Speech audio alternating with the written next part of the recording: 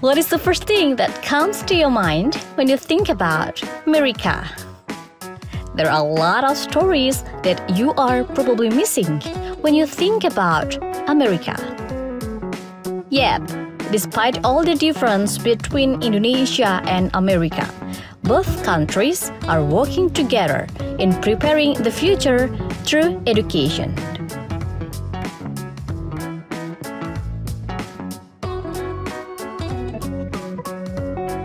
Promoting educational and professional exchange is a top priority of the U.S. Embassy to advance the U.S.-Indonesia strategic partnerships and prepare young people for today's global workforce.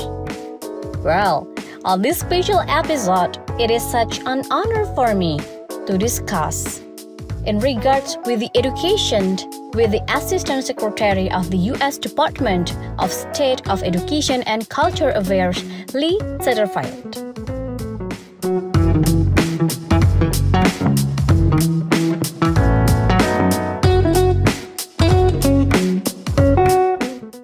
Education is a fundamental driver for the development of the country. It is also play a strategic role in increasing the economic growth of the country post-COVID-19 pandemics that hit the world. Therefore, the U.S. government tried to support the education and cultures in Indonesia to provide a financial and technical support.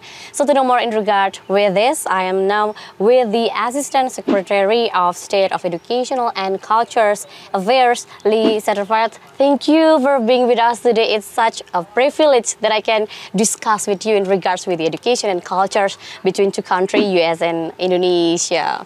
Yes, thank you so much for having me. Yes, honorable guest, thank you for your time. Anyway, could you explain in a brief what is the highlight of the bilateral meetings between Indonesia and U.S. City? Thank you. First of all, I want to say congratulations to Indonesia for the presidency of the G20. And it's been a wonderful collaborative meeting of the Culture Ministerial. And Indonesia has done such a wonderful job so far throughout the year, bringing all the G20 countries together to discuss important topics. And it's shown that Indonesia is on the world stage, and we've seen that over and over in the meetings and the discussions. I think the highlight outside of the actual ministerial was my meeting with Minister Nadiem. Yes. Your Minister of Education, Culture, Research, and Technology. It was so clear that we have shared common values between our countries. And when we can create more opportunity to bring people together to build mutual understanding between people, there'll be shared prosperity, and we'll be able to tackle global challenges in this world together. So in culture and education, what that will be elaborate between U.S. and Indonesia? So one of the things that I'm really proud of that we accomplished during my visit is we signed the Fulbright MOU, yes. Which is actually, it's the 70th year anniversary of the Fulbright program, but we renewed our commitment between our two countries to expand our international education opportunities for people from Indonesia and people in the United States. And the Fulbright program is one of our most prestigious scholarship programs. It's for scholars, students, and teachers.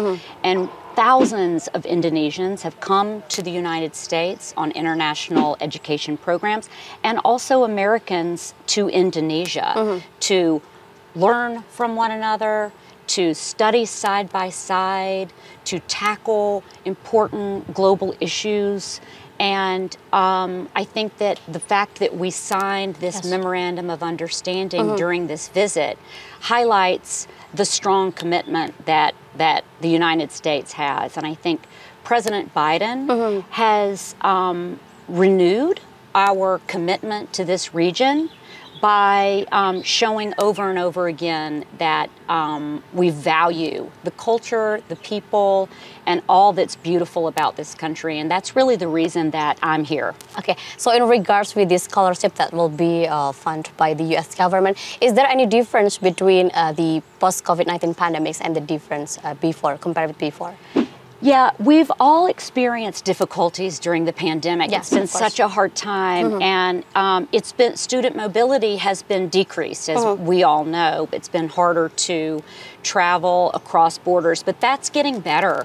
And in fact, the United States is prioritizing student visas. Yes. So we're allowing for faster processing for people that want to come and study in the United States, and we want to send a signal to all people in Indonesia that we want you to come and study in the United States, and that we're open for business, and we're doing all that we can to make that process smooth coming out of the pandemic. Wow, it's so amazing. Thank you. Despite the Fulbright scholarships, is there any support from the U.S. government in regards with the education and culture for Indonesia? Yes, absolutely. In fact, I mentioned the support that President Biden and our Secretary of State, Antony Blinken, have given to the region.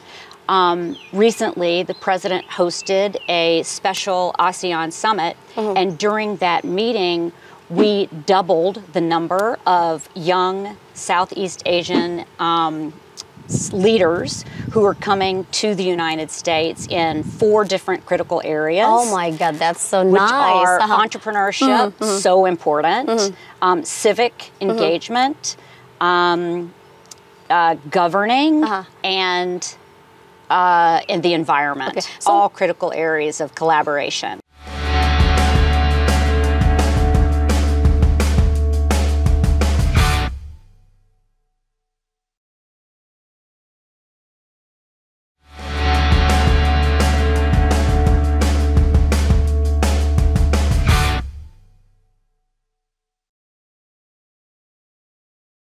Okay, so what is the difference between that with this Fulbright scholarship? The Fulbright. So they're different in that Fulbright is more education focused. Yes. Where you can continue to get a degree, whether it's your undergraduate or a PhD or a doctorate, or you can teach English as a teacher.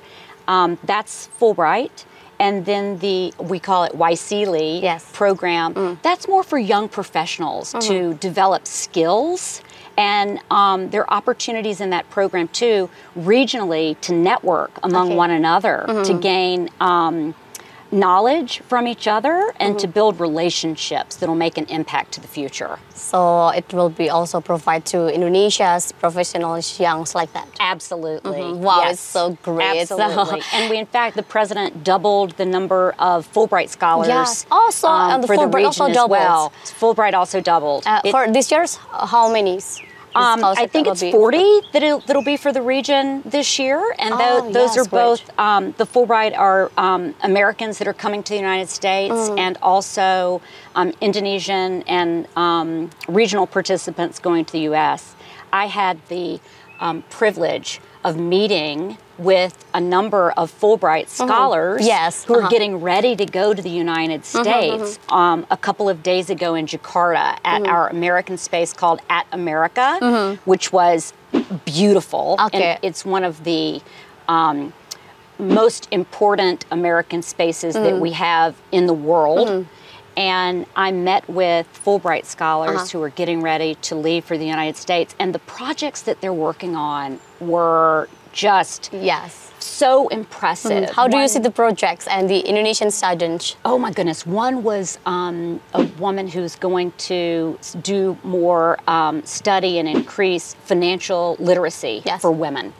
So bringing women into the economic realm and having the ability to spread the importance of why women should take control of their own finances and why that's such an critical point. And one scholar was working on technology and cancer research. I mean, when I heard these personal stories from the Fulbrighters and what they wanted to do to advance their projects, I felt so good. So you impressed with the students? I was so impressed with the students from, many of them, most of them were from Indonesia, but they were from all over the ASEAN countries. But I mean, I was proud of the United States partnership and the support, the strong support that we're showing, but just impressed with the people here. Yeah, so the U.S. government also support the women equalities in education sectorals. Yes. Well, in Indonesia, especially right now, women also could take part directly to increase the small medium enterprises as its drivers for the economic growth in Indonesia. Fantastic. Anyway, I Right. saw your posted in Twitter lately. You seems look very nice and very welcomed in Borobudur yesterday. Yes. Yes, what's your opinion about the Indonesian cultures anyway? Oh my goodness. First of all, I watched the sunset. Yes. At Borobudur this morning. Sorry, the sunrise. I was overwhelmed. It's such a beautiful location, and it was just, you could feel it. In addition to see it was magical. It was magical. And I had an opportunity to go into the village locally and meet with people who were allowing us, the participants in the G20, to taste local sample local snacks. And how do you feel about that? Delicious. Oh my God, so Everything you was like it? delicious. I tried everything. So you enjoy you're here in Indonesia? I loved it. It's beautiful. The Indonesia is beautiful. And the people are welcoming and lovely. I've been deeply impacted by my visit here, and will have this memory for forever. Wow. Previously, we discussed in regards with the educational programs between the U.S. and Indonesia. For the culture program, do it any like collaboration possibility in the future between U.S. and Indonesia and cultures? Absolutely. So can you describe more? We want to do more. In fact, the minister and I discussed opportunities for continued partnership in the future. Yes. Education is obviously a gateway, and that's an important tool to bring our people together, but also sharing culture and respecting and protecting one another's culture is about identity. That's really what culture is all about. And if we can find ways to collaborate through either the arts or protection and preservation of cultural heritage, either with an archaeological site, Yes. or even food, which we're going to experience today, and music. These are all aspects of culture that should be protected and preserved and cherished. So what do you expect in the future, especially for the educational and culture programs in Indonesia? Well, I look forward to coming up with creative ways that we can do more in the arts, with museums, to collaborate through students, scholars. I can't wait to. Are you joining us for lunch today? Yes, of course. Good. Okay, so we're going do. to see some of the artists who've participated in programs in the United States through dance, theater, puppetry. Yes. It's all part of the magic. And also the gamelan music also provide here. Yes. Yes. Well, thank you so much for the time, Miss. It's such an honorable guest for today. Thank you. On September 14th, Assistant Secretary of the U.S. Department of State of Education and Culture Affairs, Lee Satterfield, joined representatives of Indonesia's art and education community to support for Indonesian heritage preservation.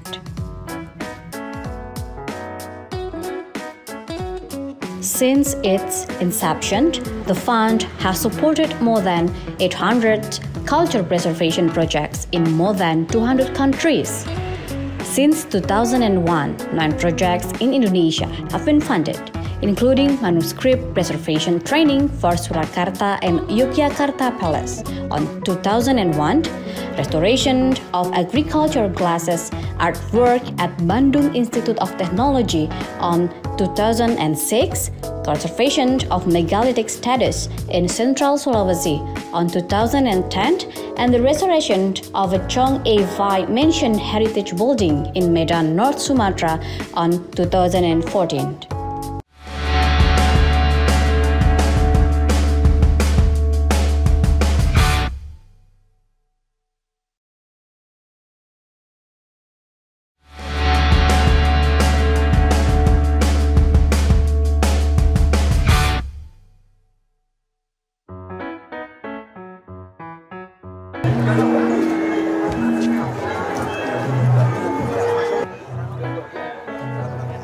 As the country with works of art and culture, Indonesia is no exception in terms of the traditional culture heritage. It has indeed amazing potential in which still seems to be hidden and not used optimally. And traditional food is an identity becoming the important part.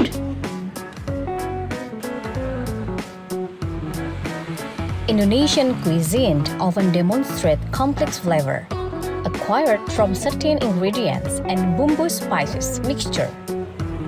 Indonesian dishes have rich flavor, most often described as savory, hot, and spicy, and also a combination of basic tastes such as sweet, salty, and bitter. Most Indonesian favor hot and spicy food. Indonesian hot and spicy chili sauce with the various optional ingredients. 7 main Indonesian cooking methods are frying, grilling, roasting, dry roasting, boiling, and steaming.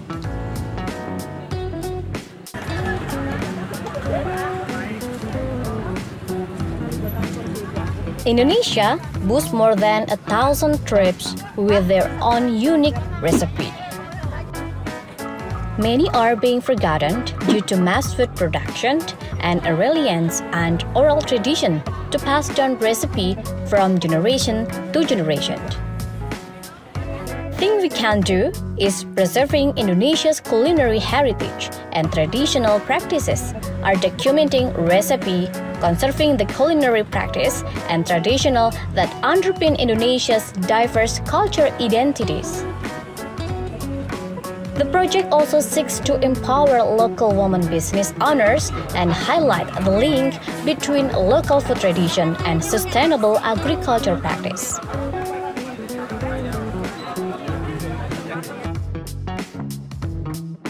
The Pusaka Rasa Nusantara team partners with ministers, local government, national and local media, local communities, influencer and gastronomy enthusiasts.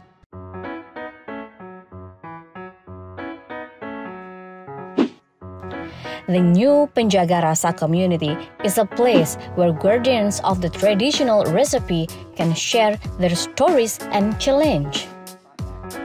Pusaka Rasa Nusantara's research has thus far led the team across the archipelago with trips Yogyakarta, Padang, and other locations for upcoming trips include Sumba, Kalimantan, and Belitung.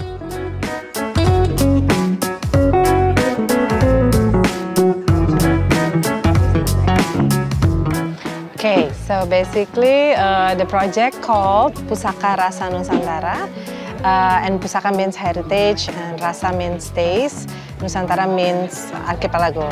So what we are trying to do is to preserve culinary tradition through recipe. So it's not just documenting about recipes, but the story and the culture story and the social issue and environment issue behind the recipe.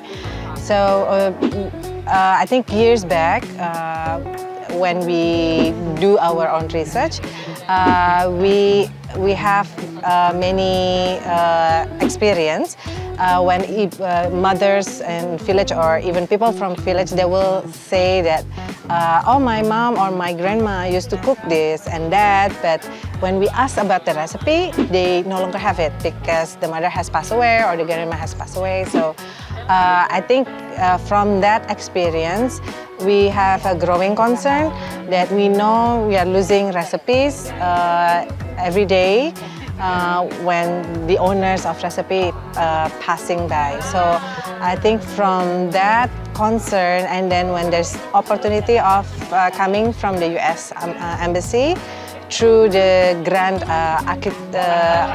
Ambassador Fund for Cultural Preservation, then we try to send a proposal because of that our concern, and surprisingly we have very supported by the US Embassy, and when our proposal sent back to Washington, Few months later on, we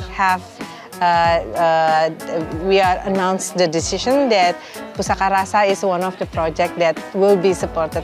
So basically what we already done in a few months back, we have a research trip because we believe there are recipes that are not documented, not even in Google, something that you cannot find in Google. So the only way to find this recipe is to go to places, to regions, to villages, and meet people and mothers, especially women, who usually still keep the recipe. And we usually cook together. And also what is interesting is during this experience, we always measure the cooking, because you know ibu-ibu in Indonesia, they never measure the cooking. They usually use the thumb or salt as on taste. So what we do is we measure that. So later on we have collecting many recipes with exact measurement. So by this research, we hope that the young generation can still know or can still enjoy this recipe and understand why the recipe exists and what is the issue behind this recipe. So I think that is something important to do for the next generation. Okay. Is this curry pepper or club it? Curry pepper or fenugreek? Oh no! Club it. Okay. I said that. Club it. Yeah. Okay, both try. Fenugreek. Yeah. Oh yeah. So it's a medication for flu. So during that time, during that time.